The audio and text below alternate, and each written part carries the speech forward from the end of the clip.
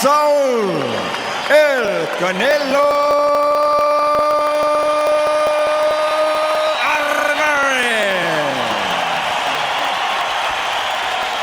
Top fighters in the welterweight division. And the possibility that fighters from the 140... He doesn't have the speed to fight those guys. He can beat guys like this. And Vladimir is taking tremendous punishment. And this is dazzling. Down goes Vladimir on a rocket left hook. And the count is finished, and he knocked Vladimir out. Read the bell. Buena suerte. Good luck. Hand speed and mediocre power. Oh, good left hook. Right hand, left hook. They both. Alvarez opens up. Hasn't really learned respect. Then he goes with a right hook to the body and a right cross from Alvarez. Doubles up the left hand. Alvarez doubles up that left again and a right. He's got to work on it as he proceeds to go forward in his career. Left, right to the body. 91, it was a closer fight than 99-91. Just wearing and wearing and wearing on Hatton. What a count. He's supposed to grab that fighter by the glove and say 1 point from this guy. Well, Alvarez wants to get that point back. Vicious body shot from Alvarez on Hatton here in round 7. Listen to this crowd.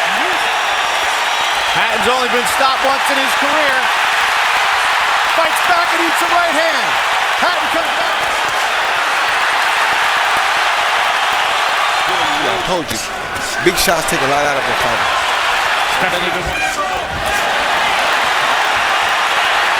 Alvarez. Oh, thumping right. Oh, good Left shot. and a right to the ear. That hurt him. Oh, Hatton's game. He's going to make it to the end.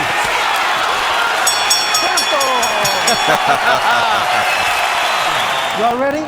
¿Tú estás listo? Tocan guante, vámonos. Not a lot of explosive connects to this point. Rose out will roar in approval. That's by Alvarez. Combination. Picks up a little bit more. He likes to switch. Good combination by Alvarez. Put out too much trying to get him out of there. Right hand. Double left hook to the body. Right up. Beautiful combination by Alvarez. And Rose is down.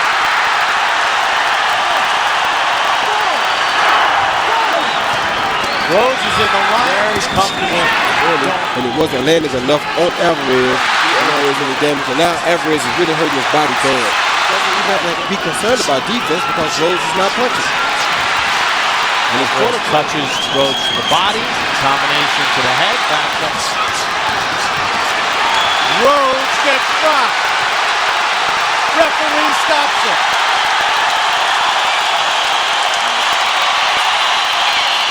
One month shy of his 21st birthday, Canelo Alvarez gets his 27th stop. College of Technology, ranked 10th nationally. To land a big shot to establish some respect.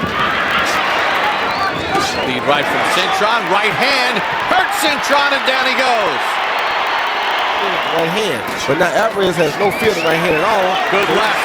Countering the jab at will. To bother Alvarez. Yeah, he seems like he's dead tired. Like that. Good combination by Alvarez. And the referee, Hector Afu, has stopped it.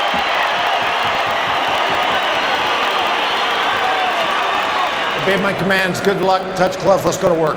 Jay. He got a throw in his face.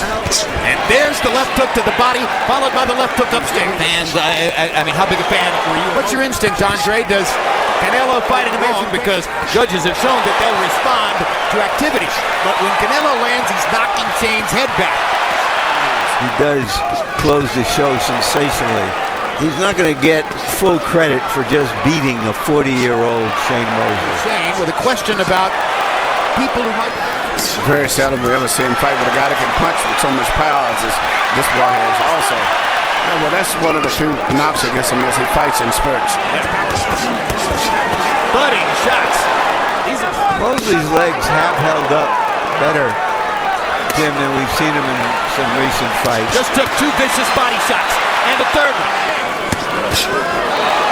in a manner. Just he's getting hit with clean punches that have his head snaring back, but that's Shane. And Canelo here is natural for the Mexican part. And Miguel Or lose, he attracts them. we always do here. He was a good puncher. Medal in '92. If Shane had made it to the Olympics in Barcelona as everyone had expected him to, he would have been just as big a favorite to win gold as happened for him at Golden Bull. Forever.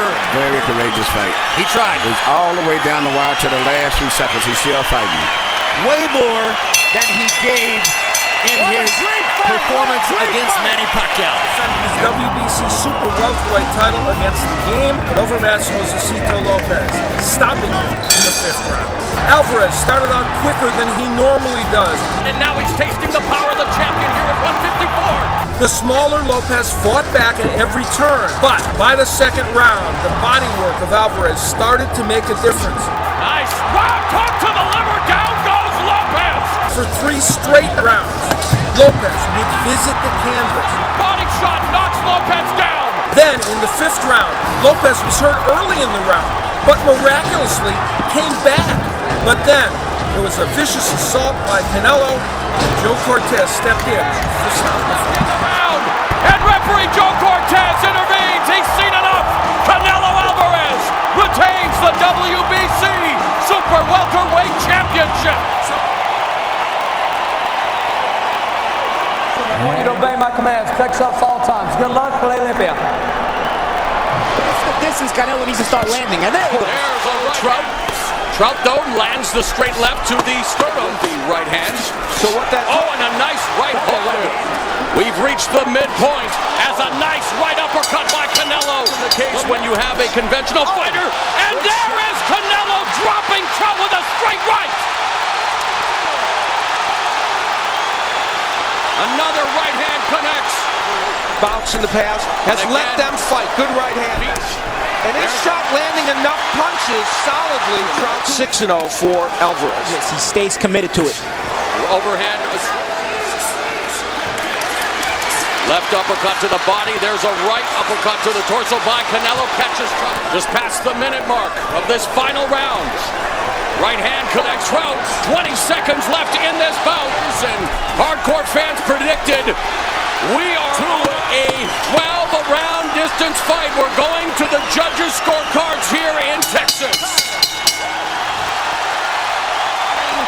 El orgullo de Guadalajara, Saúl Canelo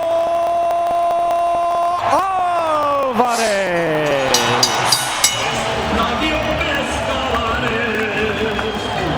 And what I say, you must obey. Good luck to both of you. Touch him up, Brennan Suarte. Posing out for it, backing up again. And Alvarez is trying very hard not to.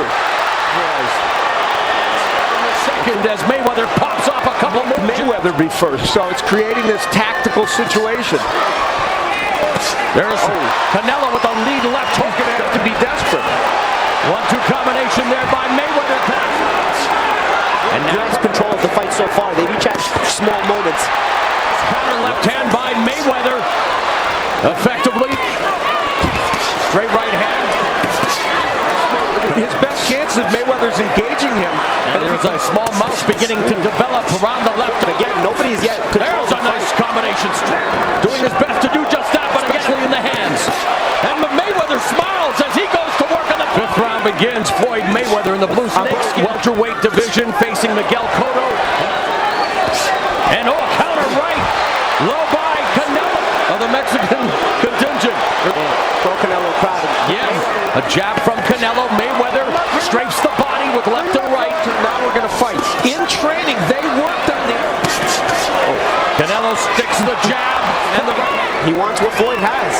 He's hungry. And now coming forward with capable of it, but he has to get it. And there's a counterattack by Alvarez. That's why it's 6-1 in rounds. Double jab through the guard and that right-handing flat foot on the ropes. The jab to the body. Look at this display. Fight on that. He's not going to overcommit. And now To the body we've seen from Alvarez. there's 2. 1-2 combinations. The greatest fighter of his era, but now Canelo with a straight right hand has Mayweather along the ropes. Steps left, right. Final minute of the 8th round, and Canelo has Floyd Mayweather on the ropes again, delivering combination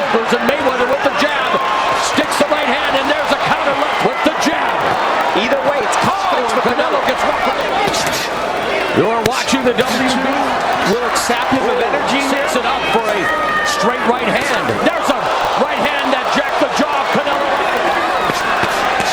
There's a nice right hand. Not developed fully enough to be taking this shot. Lead left hook around the guard. The right hand blocked by Canelo, but now trying to go on the attack. Oh, there's a right hand. And now Canelo just blitzing the body. A big punch on me. 44-0, 44 opponents have tried. 30 seconds. Right hand by Canelo. 14th, 2013. Mayweather remains money in Las Vegas. Floyd Money Mayweather. Welcome, the hard-hitting and popular contender, introducing Alfredo and Pedro Angulo.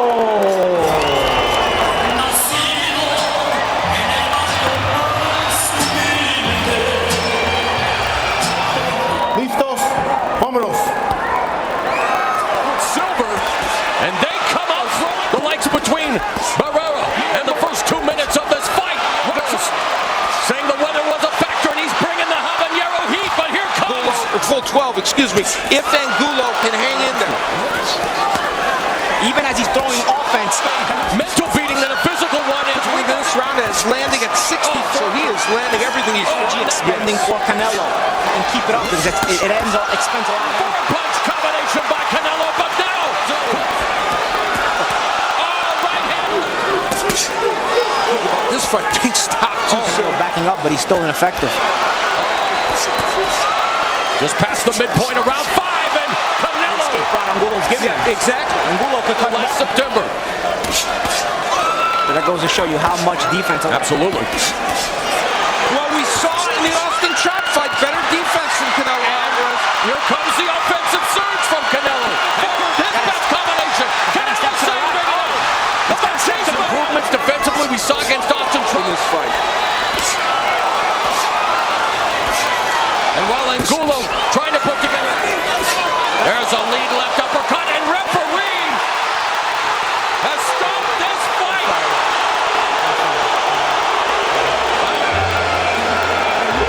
Canelo improves to 43-1-1, picking up his 31st win via form of a knockout. And he's Lara.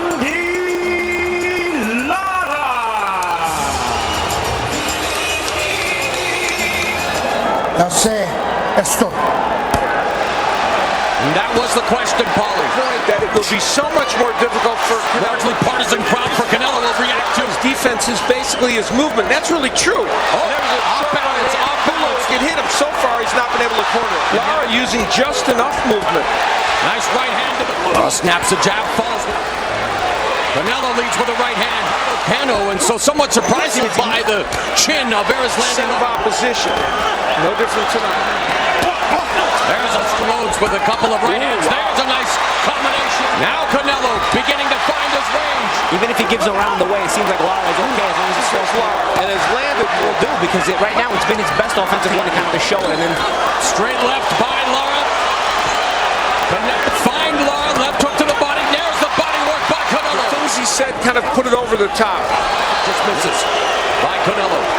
And now Canelo just going to work on the bodies. He finally was in punching range. He watched Lara and he didn't get out with being first because you don't want to waste the chances when you do try to do Lara. Unable to get on track. He's utilizing the footwork. Blood streaming down the right side of Lara's face. It will be partisan for you, but he's doing some good work. And Lara's picking him off. This ring cognizant of that as he's on the attack, but Lara to fight and utilizing that footwork. And our unofficial scores, Lara picking off Canelo. There's a left hook to the bung to the judges' scorecards. Canelo and Lara go the distance. Canelo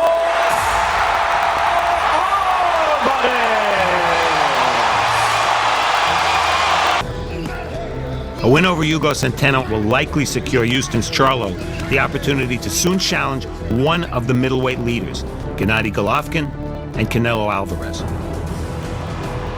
Initially, at least, Jermall wasn't as widely recognized as Jermell, primarily because he turned pro without the aid of a power promoter. In 2013 and 14, however, national television exposure on ShowBox and Show Extreme introduced an athletic and powerful prospect.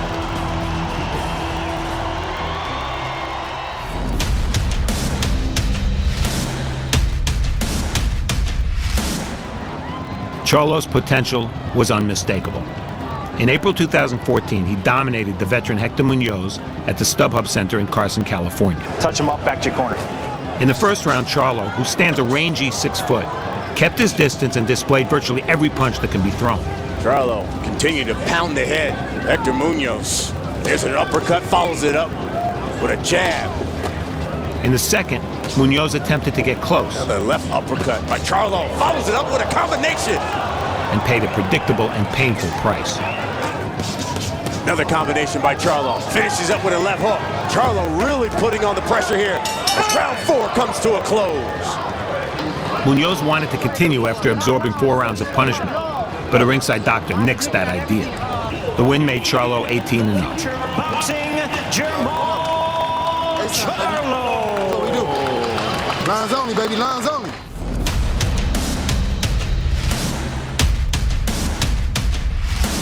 Charlo's debut on Showtime Championship Boxing came in December 2014 at the MGM Grand in Las Vegas.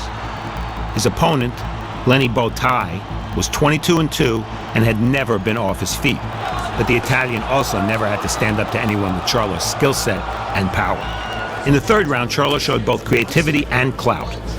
Leading with a right hand, he followed with a hook that landed flush. Boom.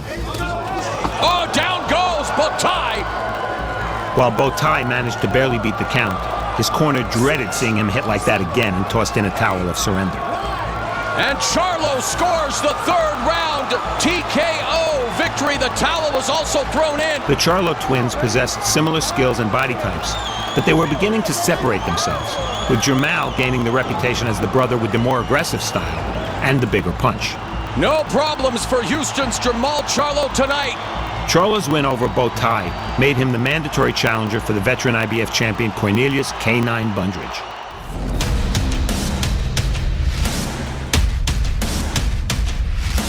That fight came in September 2015 at Foxwoods in Connecticut. Touch him up. Bundridge was physically strong, effectively awkward, and far more experienced than Charlo. But he was also 42 years old, and matching him with a young, hungry tiger like Charlo almost seemed unfair. There's winning a world title, and there's winning a world title in style. Charlo backed up the overwhelmed Bundridge from the start. He downed him in the first round with a counter right. Charlo came right over the top of a slow Bundridge jab. Dropped him halfway through the second with a jab. That was with the left jab, Marvin. It's rare I've ever seen that in boxing. Now that's power. And floored him twice more in the third. He's hurt again. Charlo's got him in a lot of trouble here. The final time with a thudding right hand. Jermall Charlo was 25 years old, 23-0, and a world titleist at super welterweight.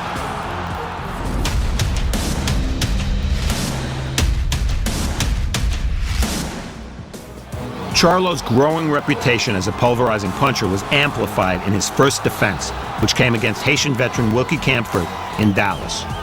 For the second fight in a row, Charlo did something many fighters never do. He scored a knockdown with a jab. He also sent Camphord to the canvas with a right uppercut in the third round and finished him with a knockdown in the fourth. Beautiful left uppercut by Charlo a second ago that hurt Camphord. Hit him in the right eye. Camphord picked himself up, but told the referee he was having trouble seeing out of his right eye. End of fight. Against Bundridge and Camphord, Charlo scored knockdowns in 6 of the 7 combined rounds. If he was going to be that destructive, it was inarguably time for a rise in the level of competition. As it turned out, that came in both of his next 2 fights.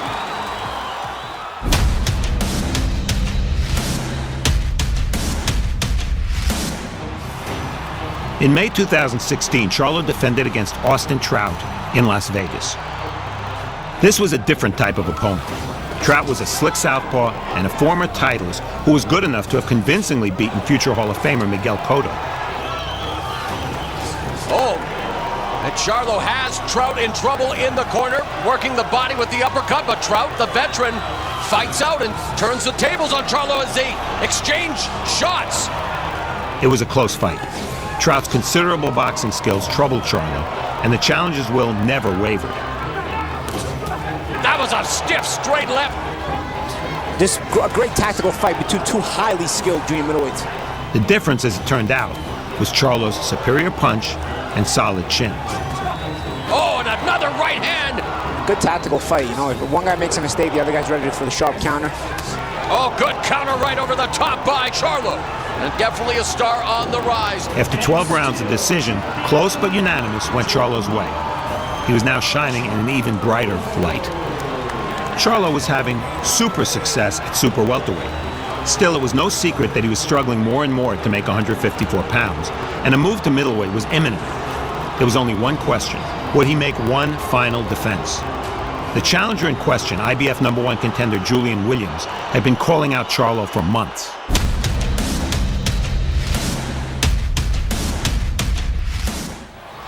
In July 2017, Charlo made his official middleweight debut in a title eliminator against Argentina's Jorge Hayland in Brooklyn. It was a blowout. The southpaw Hayland's mobility was extremely limited by an injury to his left knee, and facing a fighter like Charlo with such a handicap is tantamount to losing even before you tried to win. There was a right uppercut knockdown in round 2. Hayland down! And a left hook knockdown in round 4 that brought a merciful end.